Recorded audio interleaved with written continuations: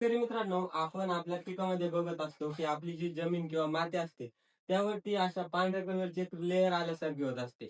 मग जेव्हा आपली जमीन अल्कलाईन सॉइल होते म्हणजे पेच वाढल्यानंतर हे आपल्याला दिसून येतं. हे कशामुळे होतं? आपण जे पिकाला खते देतो, DAP, त्याचबरोबर जे आपण 12-32-16 ज्यामध्ये फॉस्फरसयुक्त खताचा जास्त प्रमाण असतं, जेणेकरून ते पूर्णपणे आपल्या जमिनीमध्ये डिझॉल्व्ह होत नाही किंवा आपण त्यासोबत जे मायक्रोन्यूट्रिएंट देतो ते पूर्णपणे डिझॉल्व्ह न होता त्याची रिएक्शन होते. त्यांचे हार्ड कंपाऊंड बनल्यामुळे अशा प्रकारे आपल्याला आपल्या पिकामध्ये वरती पांढऱ्या कलरची लेयर आलेली दिसते.